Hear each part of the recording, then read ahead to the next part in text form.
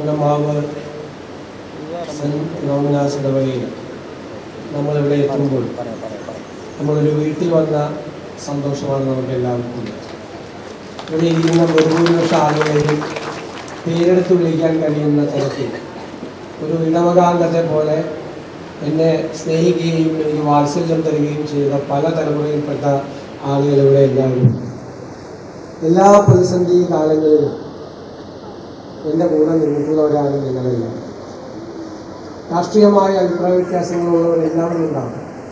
പക്ഷെ അവർ പോലും എന്നോട് കാണിച്ചിട്ടുള്ള സ്നേഹവും താല്പര്യവും എനിക്കൊരിക്കലും മറക്കാൻ കഴിയുന്ന ഒന്നാണ്. എനിക്കിവിടെ വരുമ്പോൾ എൻ്റെ ഏറ്റവും സ്വന്തമായ ഒരു സ്ഥലത്ത് എത്തിച്ചേരുന്ന ഒരു അനുഭവമാണ് എനിക്ക് എപ്പോഴും ഉള്ളത്.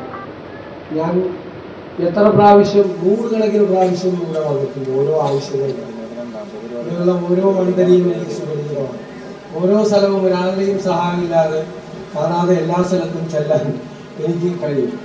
ഈ കോമ്പൗണ്ടിലെ മുഴുവൻ സ്ഥലങ്ങളിലും ഞാൻ ചെന്ന് ചേരാത്ത ഒരു സ്ഥലവും ഈ കോമ്പൗണ്ടിൽ ഒരു മണ്ഡലി പോലും ഉണ്ടാവില്ല എന്നാണ് എൻ്റെ വിശ്വാസം.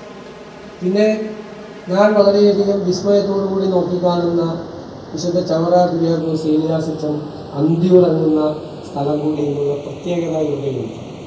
ഇത് എൻ്റെ ഒരു സ്വപ്നം.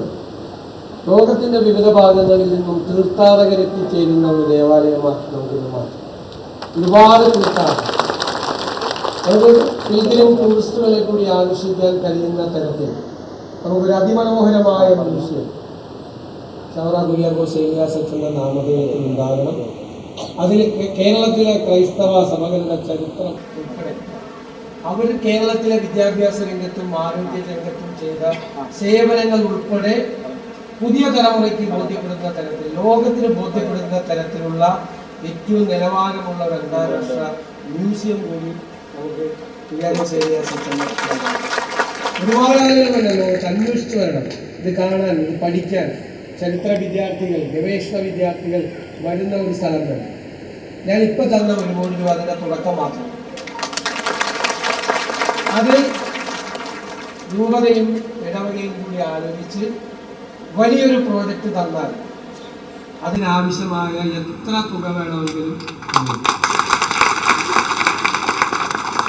സംസ്ഥാനത്തെ ഖജനാവിൻ്റെ താക്കോലിരിക്കുന്നത് ഒരു പുനമാവുകാരൻ്റെ കയ്യിലാന്ന് വിചാരിച്ചത്. ആരെങ്കിലും കേട്ട എൻ്റെ കാര്യം പോകും.